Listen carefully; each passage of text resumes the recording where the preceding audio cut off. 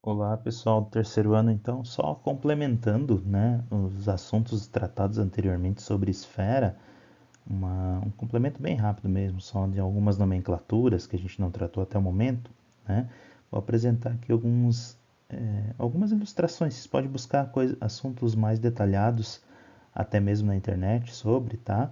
Mas de maneira mais geral, só para a gente poder usar esses nomes e para referendar ali quando vocês forem fazer a tarefa 8, né? Essa nomenclatura vai surgir em alguns momentos. Então, o primeiro elemento que eu vou tratar aqui é o seguinte: a calota esférica, né? O que que é uma calota esférica, tá? A calota esférica é essa superfície da esfera, né? Quando eu faço um corte, né, por um plano na esfera, eu obtenho, na verdade, duas calotas esféricas, tá? Essa que está em cinza aqui em cima e essa que está em branco aqui embaixo, tá? Mas considerando então essa que está em cinza, eu passo a ter alguns elementos referentes a ela, né? Que seriam o centro da base dessa calota, né? Quando eu corto a calota, eu obtenho aí um círculo e esse círculo vai ter um centro e esse centro vai ter um raio, que obviamente só vai ser igual ao raio da esfera se o corte fosse feito exatamente no meio da esfera, né? O corte sendo feito fora da esfera, esse raio é um raio menor, né, que o raio da esfera, tá? Mas ele pode ser obtido pela relação aí do raio da esfera, do raio menos esse h, e esse h é chamada a altura da calota, né? Então aqui a gente consegue uma relação, por exemplo, para obter esse raio. Ou, dando o raio da calota, também conseguimos uma relação para obter o raio da esfera, né? Isso vai ser importante em alguns exercícios que foram elencados ali para serem realizados na tarefa 8, beleza? Outras nomenclaturas, né, sem tratar muito de elementos e tudo mais, mas as esferas inscritas, né? Então, toda vez que a esfera estiver colocada dentro de um sólido, de um outro sólido, né, e que ela ocupe o máximo desse sólido, né, por exemplo, nesse desenho que ela está inscrita em um cilindro, né, onde eu vou considerar inscrita, né, dentro não é inscrita, tá? Mas inscrita é quando está dentro e, além de estar dentro, está ocupando o volume máximo possível dentro desse sólido, né? E que esse sólido também se comporte de maneira que possibilite isso, tá? Então, assim, a relação entre essa esfera e esse cilindro não é uma relação qualquer, né? A altura do cilindro, né? Nesse caso, dentro do cilindro, a esfera vai conseguir tocar nas duas bases, então a altura desse cilindro vai ser duas vezes o raio da esfera. O diâmetro do círculo da base do cilindro vai ser o mesmo diâmetro do círculo maior da esfera, ou seja, duas vezes o raio também.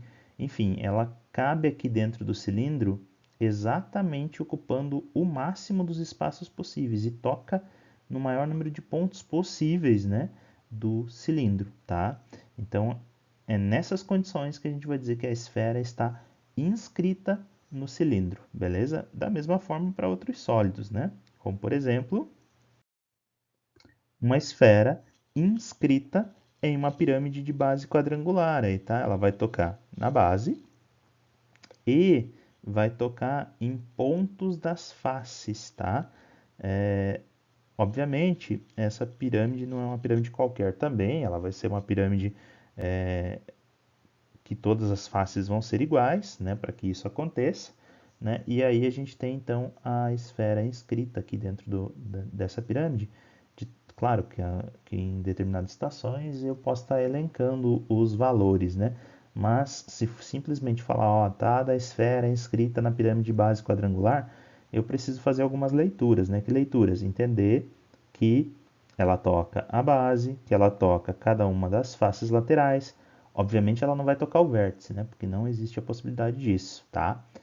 Se ela tiver inscrita, se ela está dentro da pirâmide, não tem como ela tocar o vértice, beleza?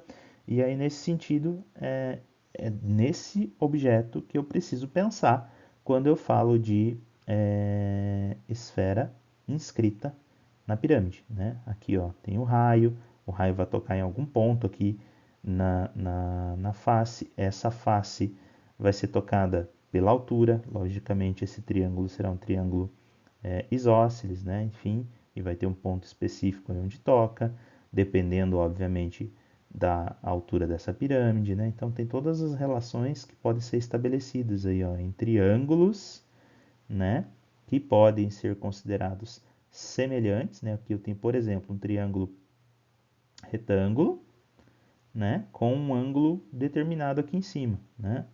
E aqui eu tenho um triângulo retângulo também que possui o mesmo ângulo determinado aqui em cima. Então esses dois triângulos que eu citei aí, este e este outro, eles são ditos triângulos semelhantes. Existe uma relação aí entre eles. A gente pode estar estabelecendo as medidas a partir dessa relação. Então tudo isso vai se construindo a partir de elementos como esses, por exemplo.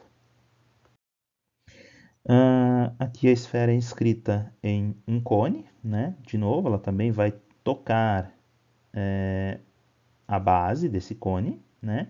E vai tocar um círculo, né? A partir em algum momento do cone. Logicamente que não vai ser o círculo maior, né? Por quê? Porque se fosse o círculo maior, pode até acontecer, né? Mas não obrigatoriamente, ela teria um comportamento específico ali, né? Enfim, esse cone ele passaria a ser um cilindro, né? Então a gente vai ver que o que não é possível, né, num cone, que o ponto onde a lateral do cone toca aí sobre a esfera não vai ser o círculo maior, vai ser um outro determinado círculo obtido a partir dali. E de novo, o raio da esfera aí em contato com a geratriz aí do cone vai ter algumas relações também, né? Da mesma forma, a gente pode estabelecer aí alguns triângulos, né? E que, por sua vez, serão considerados aí ou serão verificados como semelhantes. E aí a gente pode obter também algumas medidas a partir daí, beleza? Aqui a gente tem uma esfera inscrita em um cubo, né? Ou em um hexaedro regular, né? Que também é chamado assim o cubo, né? E aí percebam que aqui do lado apresentamos aí um corte, né? Onde a gente consegue ver que a esfera toca uma lateral do cubo, né? Vamos pensar nesse corte sendo passado ao ponto central aqui, ok? Da, da esfera, né? Tanto faz na horizontal quanto na vertical, o comportamento vai ser o mesmo. Claro, se passarmos pelo ponto central e paralelo, desculpa, perpendicular a uma das bases ou paralelo a outra base do cubo, enfim, né? Como vocês entenderem melhor aí, a gente vai ter o comprimento da aresta do cubo, né? Igual ao diâmetro, né? Ou duas vezes o raio da esfera, né? Da mesma forma isso acontece no outro sentido. E os pontos onde a esfera toca o cubo aí são os pontos médios do segmento aí que seria não necessariamente a aresta, né? Esse segmento estaria, por exemplo, aqui, ó, né? E esse ponto seria esse cara aqui, mas ele nesse segmento que passa pela metade do quadrado, que é uma das laterais aí do cubo, esse ponto é o ponto médio desse segmento, beleza? Em linhas gerais é isso, até na verdade no desenho o corte foi feito aqui, ó, M, N, P, O, né? Então a gente está falando desse quadrado que está nos pontos médios desses segmentos e que cortou a esfera exatamente no seu círculo maior ali dentro, beleza? Essa relação, tá joia? Outra questão é quando a gente tem a esfera que inscreve alguma coisa, né? Por exemplo, o cubo inscrito na esfera, né? A esfera inscrita no cubo é ela dentro do cubo. O cubo inscrito na esfera ou a esfera inscrevendo o cubo é ela por fora, né? E aí esse cubo vai estar lá dentro da esfera. Onde que esse cubo toca a esfera? Nos seus vértices, né? Os quatro vértices desse cubo estarão apoiados, né? No desenho não mostra muito bem isso, mas eles estão apoiados sobre a superfície da esfera, tá? E algumas relações acontecem aqui também, né? Por exemplo, olha esse segmento aqui. Esse segmento é o quê? É o diâmetro da esfera, né? Que toca um ponto da esfera até lá o outro lado, um ponto da esfera também, né? E a partir daí, a gente tem o lado do quadrado, a diagonal de um dos quadrados aqui embaixo e esse triângulo compreendido, então, pelo lado do quadrado diagonal do quadrado. E, tá, lado, tanto faz, quadrado do cubo, né? Mas lado, então, do quadrado ou do cubo, diagonal do quadrado da face e aqui a diagonal do cubo, né? Então, vejam bem, esse segmento está atravessando de um ponto do cubo até o outro lado, lá oposto ao cubo, né? Então, esse segmento aqui é a diagonal do cubo. E a diagonal do cubo nada mais é do que 2 vezes o raio da esfera. Então, relações como essa também são úteis aí para a gente resolver os próximos exercícios. Vamos ver mais um exemplo? E aqui a gente tem por exemplo, um tetraedro inscrito na esfera. O que que é isso? Olha, um tetraedro nada mais é do que uma pirâmide, né? Tetraedro, se ele for ainda mais regular, ele vai ter todas as faces aí como triângulos equiláteros, né? E a ideia, se ele está inscrito na esfera, é que todos os seus vértices, né, estão apoiados sobre a superfície esférica, né? Então eu tenho, obviamente, um tetraedro, eu tenho 4 vértices, né? O vértice aqui, o vértice lá, ó, o vértice C e o vértice D, né? E de novo, também tenho relações entre triângulos aí a partir de algumas situações que eu posso estar obtendo, então, o raio da esfera, relações entre eles, né? No caso de um tetraedro regular, eu terei a altura, né, a partir de um determinado ponto, tem um segmento que se encontra, enfim, tem várias relações que a gente consegue estabelecer a partir daí, e aí a gente vai estabelecendo. A ideia desse videozinho era mais mostrar o que é cada uma das nomenclaturas aqui estabelecidas, tá? E não discutir tanto as propriedades nela, exatamente para que vocês possam dar o pontapé inicial para resolver a tarefa 8.